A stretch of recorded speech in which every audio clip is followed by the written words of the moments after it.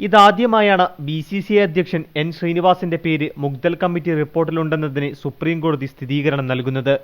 BCCI അധ്യക്ഷ സ്ഥാനത്ത് തുടരാൻ അനുവദിക്കണമെന്നാവശ്യപ്പെട്ട് ശ്രീനിവാസൻ നൽകിയ സത്യവാങ്മൂലം പരിഗണിക്കുമ്പോഴായിരുന്നു കോടതിയുടെ നിർണായക വെളിപ്പെടുത്തൽ. റിപ്പോർട്ടിൽ പേര് പരാമർശിക്കപ്പെട്ടയാൾ അധ്യക്ഷ സ്ഥാനത്ത് തുടരുമ്പോൾ നിഷ്പക്ഷവും സ്വതന്ത്രവുമായ അന്വേഷണം നടക്കുന്നതിന് തടസ്സമാകും.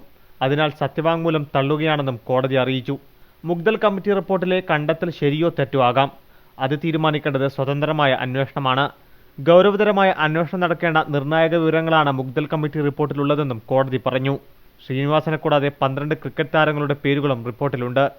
റിപ്പോർട്ടിലെ വിവരങ്ങൾ പുറത്തുവിടുന്നത് വലിയ പ്രത്യാഘാതങ്ങൾ ഉണ്ടാക്കും. അതിനാൽ കമ്മിറ്റിക്ക് മുമ്പാകെ ഇന്ത്യൻ ക്യാപ്റ്റൻ മഹേന്ദ്ര സിംഗ് ധോണി നൽകിയ മൊഴിയുടെ റെക്കോർഡിംഗ് ആവശ്യപ്പെട്ടുള്ള BCCIയുടെ ഹർജിയും പരമോന്നത കോടതി തള്ളി. IPL COO സുന്ദർ രാമന് ഈ സീസൺ കഴിയുന്നതുവരെ തൽസ്ഥാനത്ത് തുടരാമെന്നും കോടതി പറഞ്ഞു.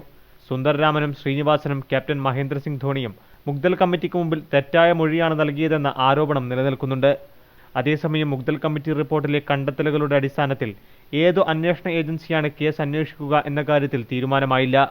BCCIയുടെ നേതൃത്വത്തിൽ സ്വതന്ത്ര അന്വേഷണമാകാമെന്ന് ബോർഡിന് വേണ്ടി ഹാജരായ അഭിഭാഷകൻ കോടതിയെ അറിയിച്ചു. എന്നാൽ ഹർജിക്കാരായ ബീഹാർ ക്രിക്കറ്റ് അസോസിയേഷൻ ഇതിനെ എതിർത്തു. കേസിൽ വാദം തുടരും. മീഡിയ 1 ഡൽഹി.